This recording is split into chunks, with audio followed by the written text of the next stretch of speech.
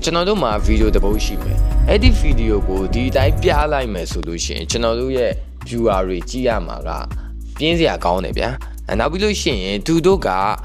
ကျွန်တော်တို့ဘာကိုဆိုလို့လဲဆိုတာကိုမြင်မြင်သာသာမရှိနိုင်ဘူးရှင်းရှင်းလင်းလင်းမသိနိုင်ဘူးပေါ့နော်အဲ့တော့ကျွန်တော်တို့တွေကဗီဒီယိုကိုပို့ပြီးကြွားအောင်ပို့ပြီးဆွဲဆောင်မှုရှိသွားအောင် ਨੇ ဒီ viewer တွေမျက်လုံးထဲမှာရှင်းရှင်းလင်းလင်းမြင်နိုင်အောင် video clip တွေကိုထည့်သုံးကြတယ်ကျွန်တော်တို့ main video ကိုကျွန်တော်တို့ A-roll လို့ခေါ်တယ်အဲ့ main video ရဲ့ဂျားပြတ်ပေါ့နော်ကျွန်တော်တို့ပြောချင်တဲ့အကြောင်းအရာနဲ့ live ဖတ်အောင်ထည့်ပေးတဲ့ clip တွေကိုကြတော့ video clip တွေလို့ခေါ်တာပေါ့အရင်တော့ဆိုရင်ဒီ video clip တွေကို stock website တွေကနေဝယ်သုံးရတယ် YouTube ကနေပြီးတော့တွားရှာရတယ်ယနေ့ခေတ်မှာဆိုရင်တော့ကျွန်တော်တို့ဒီ video clip တွေကိုကိုပြောချင်တဲ့အကြောင်းအရာနဲ့ထပ်တူကြအောင် AI သုံးပြီးထည့်လို့ရတယ် AI website တွေဖြစ်တဲ့ Pixar လို့ကျွန်တော်တို့ Gemini တို့ဒီ free AI generator တွေကနေလည်းထုတ်လို့ရတယ်လို့ကျွန်တော်ဒီမှာတော့ CapCut ကနေထုတ်ပြထားတာ CapCut မှာ photo to video ပေါ့နော်ကျွန်တော်တို့လိုချင်တဲ့အပိုင်းထည့်ချင်တဲ့နေရာမှာ freeze frame ခေါ်ပြီးတော့